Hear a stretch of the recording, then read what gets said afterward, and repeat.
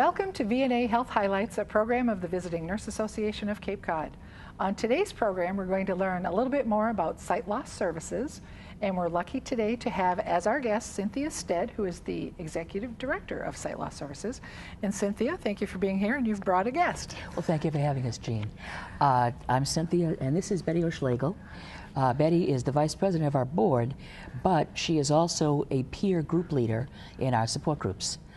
Betty is herself legally blind, and all of our group leaders are blind themselves, so that it's better counseling that way. Definitely, definitely. Well, thanks for being here, both of you. That's great. So I always like the viewers to know a little bit about the people first. How did you come to be on Cape Cod, and what inspired? Were you always sort of gravitated towards sight loss type services, or something triggered your interest? Well, more disability than sight loss. I have a disability myself, although it isn't vision. I moved to the Cape in 1981 Wow. with my husband, and had not been here before moving here. Unlike the people, oh, I vacationed here. Always wanted to move. I finally got a chance. Yeah. Wow. But, so you came sight unseen. Yeah. So, sorry. But I have epilepsy, can't drive very well, and frankly, it was easier for me to get to Boston than Hyannis because of transportation issues. Right. So I worked off Cape for most of my life, and 5 years ago, I left my job, and I was looking for a job here on Cape, and Sight Loss Services at that time had an opening for a director. And I had known about them because I served on my town's disability committee, and I applied for the job and I was hired. Perfect. So I've been the director since 2010. Excellent, excellent. Now, Betty, have you been involved with Sight Loss Services for a long period of time as well? Or? Yes, about 4 years, 3 to 4 years, I would say. Yeah. And I just love it because I learn a lot being a coordinator of 3 groups. I do Sandwich, I do Mashpee, and I do Barnstable. Great, huh? And we have guest speakers. For instance, we have an inventor called Al Coakley, and we also have, we just had the other day, as a matter of fact, in Mashpee, Paula George from the Cape Cod RTA. And we talk So tell about, people what the RTA is. the RTA is the Rail System Oh, very Authority good. down Regional here on the Transit, Cape. yeah. Good. So we learn a lot about for the disabled, what Yeah. can be done for people like myself who are legally blind or low vision. And we talk about different things, like, for instance, we'll talk about, because it's also a social gathering. Sure. Where people get together and they tell what their problems are, and as far as finding things in the house. Challenges, Or right? shopping, or Yeah. things like that. So it's interesting. We tell about different eye diseases. And so I just love it. I just love the groups. It sounds it. And yeah. we have an art program that we've done, and it's just been wonderful. Wow. Great Sculpturing resource. classes we go Sculpturing? Oh, yeah. to. Art shows, an art class Yeah. and different things. So it's just been wonderful. So you run support groups in different areas. Yes. We have a group serving all the different towns on Cape. Okay, so we'll start from there. So Sure. Sight Loss Services is located in Barnstable? In or- West Dennis. Oh, in West Dennis. Okay. We're here in West Perfect. Dennis. We've been there since 1981, Okay. Serving serving pretty much all the Cape. all of Cape. Okay. You know, the thing is that people believe that there are a lot of services for people who have vision impairment, and there are. We have a terrific Mass Commission for the Blind. It's the oldest and maybe the best in the nation. But they cannot work with people until they become legally blind. Ah, And that standard for that is a 2200 vision with correction. okay. If your vision is 2176, you can't see. No luck. You need help. And that was why Sight Loss was founded to begin with, was to wrap around the people who don't qualify for the other vision services. We do a lot of the same services. I have home visitors that do appliance marking. We have the support groups. We work with the commission in a lot of ways because most blindness is a trajectory. Diseases like macular degeneration, retinitis, they're incurable. Right. As the onset progresses, our clients become their clients. Right. And although they usually wind up staying with us because the nearest office is in New Bedford, we can provide their services to people as well. And we're a private 501c3 charity. We are not dependent entirely on government funds. So it's not a government agency? No, it's a private organization. Okay, it's a private organization. And that means how long has it been around? 81. 1981. Okay. All right. It lets us set our own rules in some ways. Yeah. There are wonderful services available from Elder Services, lots of places, but you need to income qualify, you need to gender qualify. You're $10 over the limit. We're very sorry, we can't help you. We do a lot of things for people. We buy eyeglasses and provide eye exams for people who don't have the insurance, don't quite qualify in the program. You got your mandatory pair of glasses a year ago. You can't have another for 2 more years. We're very sorry. We can fill in those interim gaps like that, just on a common sense basis. Oh, right. Yeah. How many people are in your office? There's 4 in the office. Okay. There's me and 3 other part-time people. So there's 4 paid people. Correct. But then you probably have 1 million volunteers. That's how we work. Betty's a volunteer. Yeah. Betty's a volunteer. Her sister's a volunteer. How many volunteers would you say you have? About 40, I would think. Wow, that's a good. We have people who do driving.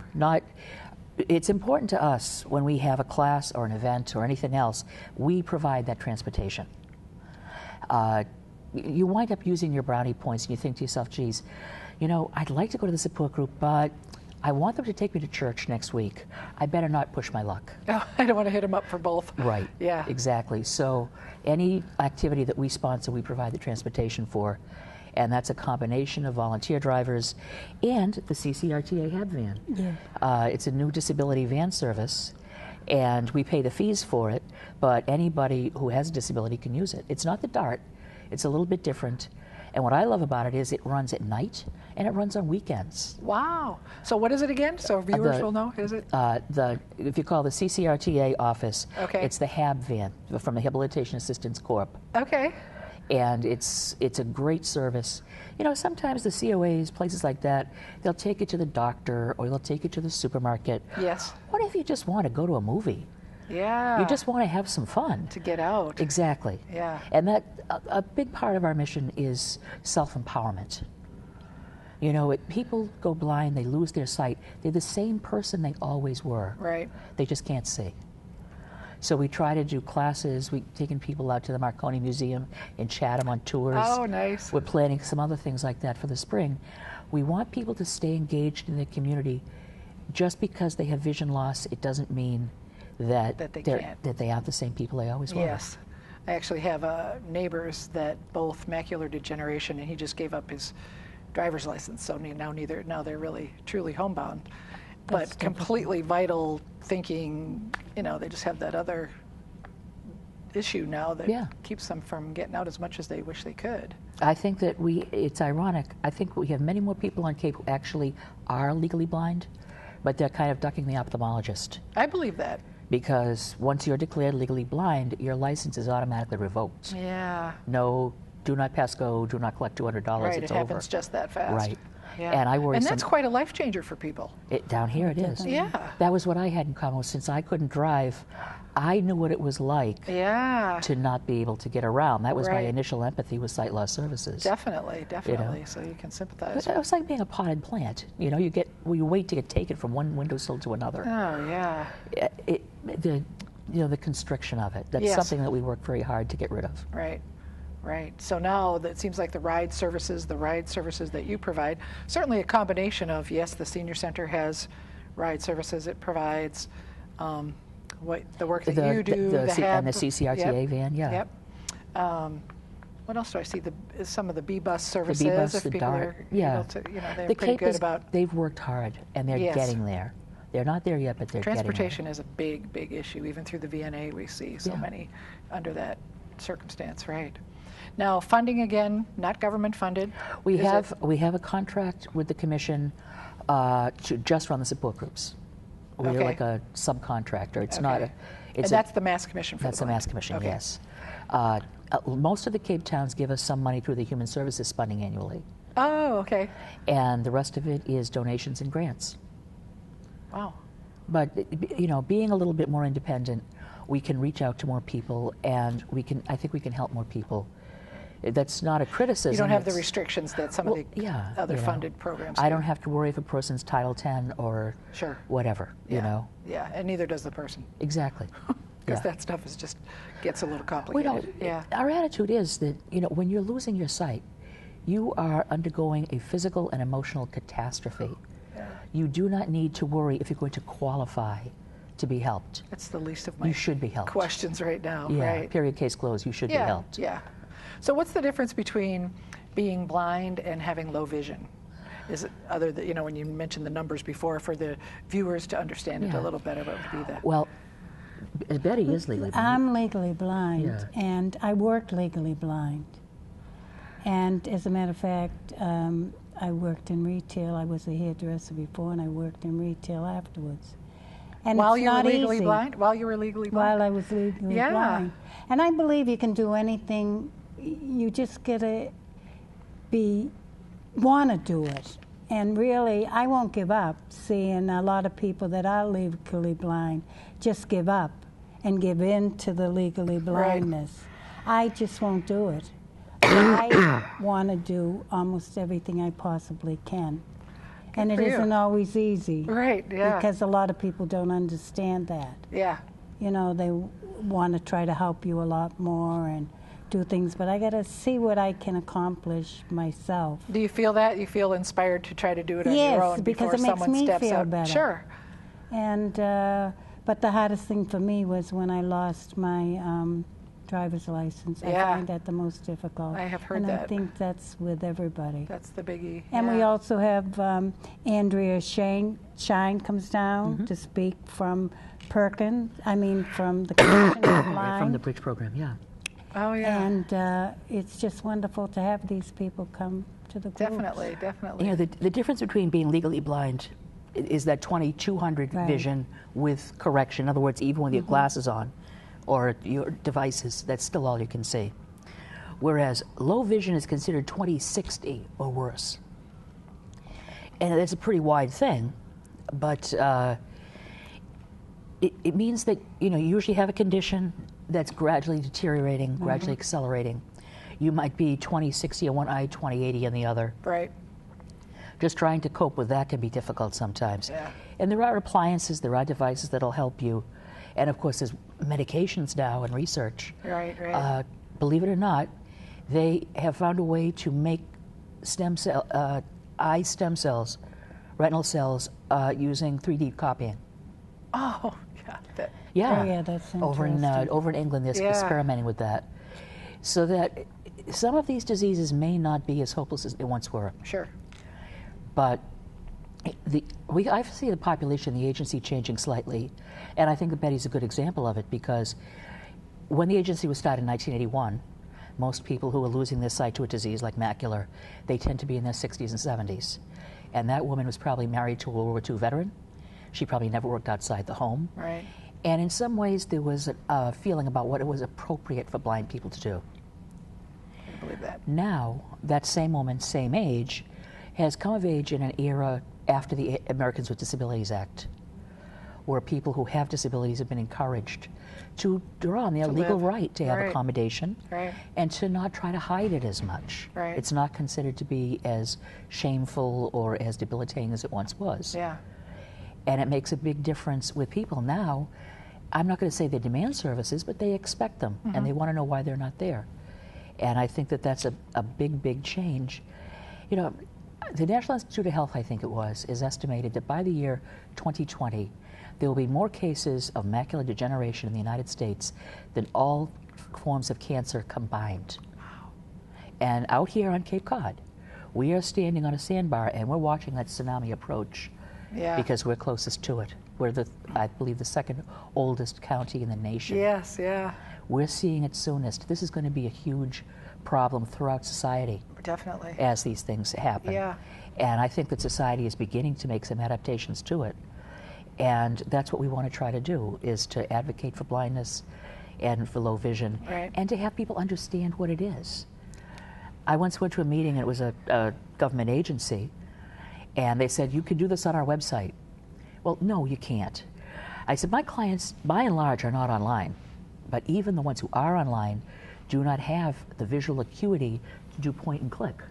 Right. And he says, we have that covered. We have Braille applications. Well, they don't read No Braille. Right. You know, Yeah. you lose your vision when you're 72. You're not going to run out and learn Braille. Yeah, yeah. We need to try to enhance the remaining vision you have. But there's just a stereotype in people's minds Sure. about what blind Well, people... they don't understand it. And so Yeah. it's back to, so if we talk about legally blind, can you describe the difference? Like, you could see, you came up the steps and Well, the chair. see, I can see going up the stairs. I will never see a staircase, never. Okay. So that's the worst fright I have.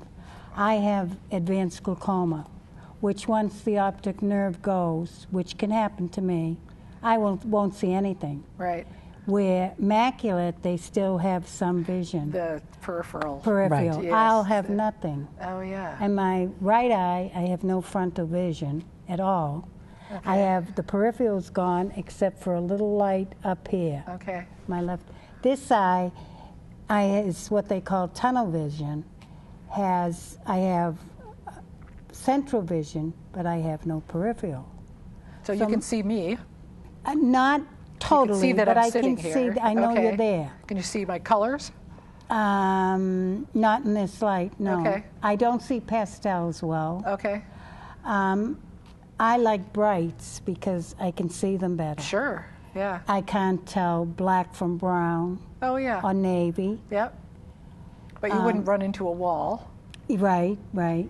And I'm just looking for that distinction. You know, when Yeah. you say right, what's the that's difference why I'm between trying to legally say what blind I and see as Yeah. someone who is legally blind. Yeah. But- and everybody is different. That's what I was going to Sure. say. I think, I'm thinking for viewers that might be watching saying, wow, I wonder if I am, and I don't know because I don't know my Well, numbers, you know, what one would be thing- my clues? One thing to keep in mind is that losing vision, it's like fingerprints. Gradual. Right, Even people with the same diseases won't see or experience the same, The same. things. Yeah. right. It's as individual as a fingerprint. And all they do is they measure the level of vision you have. They'll give you something, it's a test, for instance, and they can map where your vision is. They give you like a TV clicker. They put you in a dark room and say, every time you see a little red light, click the button. Oh, yeah. And they can, from that, when you click nothing down here, you've lost that quadrant. Oh, okay. So that's how they're able to determine, you know, what vision do you have left, Okay. what vision can you work with, Okay. so that So people that are curious, that haven't been tested lately, but are maybe concerned about their... we have some great low vision doctors on the Cape. It's not the same as an ophthalmologist. Oh, yeah. It's a type of optometry. Okay. And it's interesting, the ophthalmologists don't care that much. I'm not going to say it that way. They are not so much concerned with the fallout of living with the condition as they are with curing the condition itself. Sure. Whereas the low vision doctors don't actually care if you have retinitis or glaucoma. They're interested in figuring out how you can utilize what you've got. How you can improve your function It's with what you have. Yeah. So that if people are seeing only an ophthalmologist, if they'd like to make their day-to-day life easier, they should make an appointment with a low vision specialist. Great. For that reason. That's a good clue. Yeah, very good. So what kind of services do you offer? I know you talked about a little bit about the support groups. Yeah. In addition to that, we have information referral services. If we do not know your question, we can certainly find it out quickly. Okay.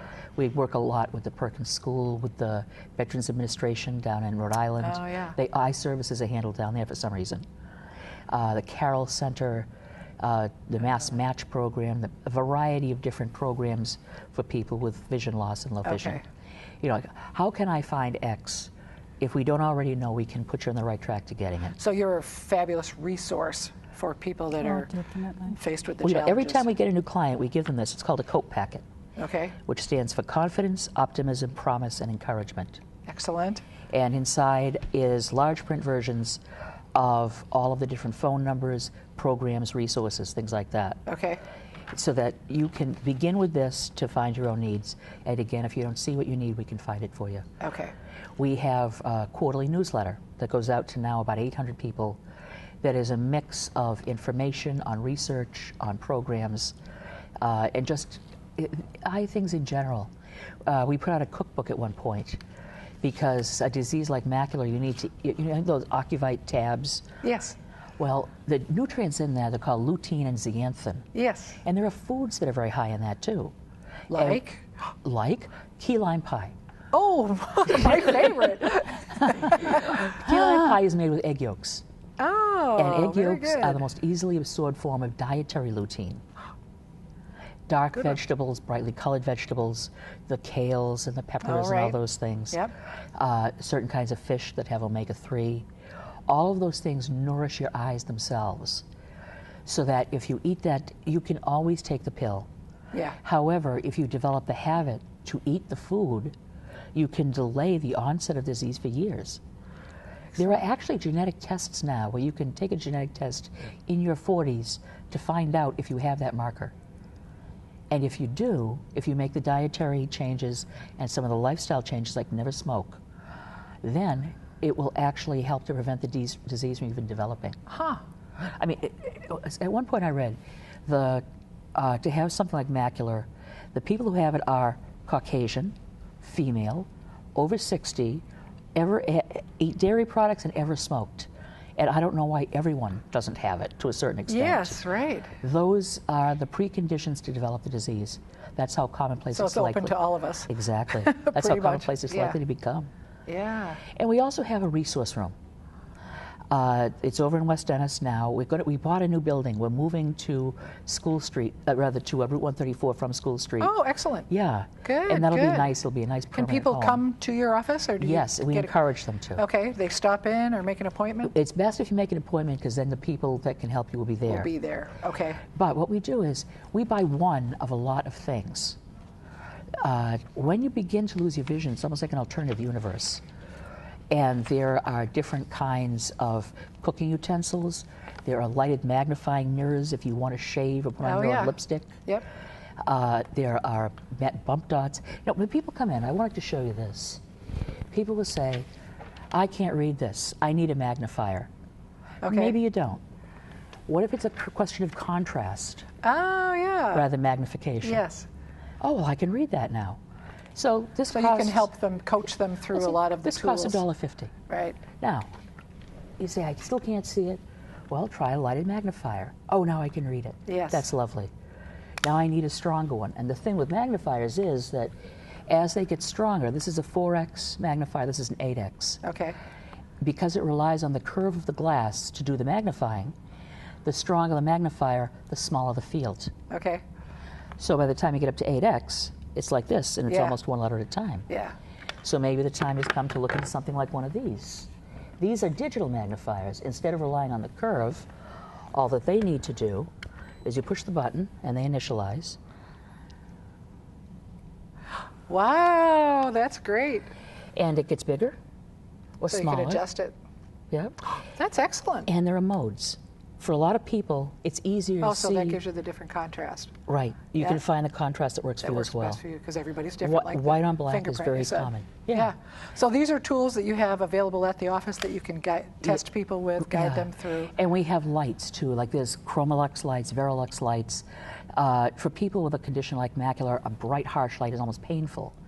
We have lights that are strong without being white. Oh, nice. We have OT lights, and we let people borrow things and take them home. Yep. I mean, coming to see us is better than looking at it on a glossy catalog page. Yes. So then what? Then But- they can go off and you set them up with some Where- place where they can buy these. Yeah. Where they can order them. Yeah, exactly. own A lot of for the you. times, too, we'll just do the ordering because, again, people can't manipulate a website. Right. So if you know what you want, say, I want a 2020 pen, which is a very dark black ink pen. It's very popular.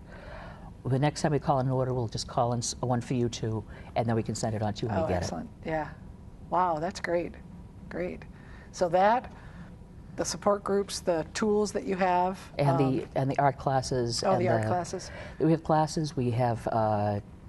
We've done a few museum tours. We're trying to do more. And we're going to try to do some other things too, because not everyone wants just art. That was the reason we did Oh, the yeah. Right. Chatham at Marconi. Right, right, right. You know, one other thing we want to try to do in the spring, a gentleman named Jerry Berrier that works for the Deaf Blind Equipment Program. He's a bird watcher, but he's blind. Oh, wow. And he learned how to do it by listening to records. And we're going to bring him down and do a program of everyone on Cape hears birds. Sure. But if you can't look for them, you can't know what they are. Yeah. So he's going to try to do a little unit about recognizing bird calls By their calls. so that even if you are visually impaired, you can still, Enjoy it. yeah. That's excellent. What size groups do you have? So something like the participation in the art group or just your support groups, do you get 5 or 10 or 20 or 30? Like it ranges from say 6 to about 12. Excellent. Because if it gets too And big, it gets a if little it gets too big, unmanageable. it's Sure. too unmanageable. Yep. So there would be another person that would Right. do that group, just Right. so it's split You know, up a little believe bit. it or not, we only have about a minute left. I just got the 2 minutes. So, Okay. is there? I just want to be sure if there's anything that we haven't talked about that you need, and hope viewers or you'd like them to know. Our phone number. Excellent. And I'm going to put it up on the screen because it would be easier to see. Oh, it's nice But- and big.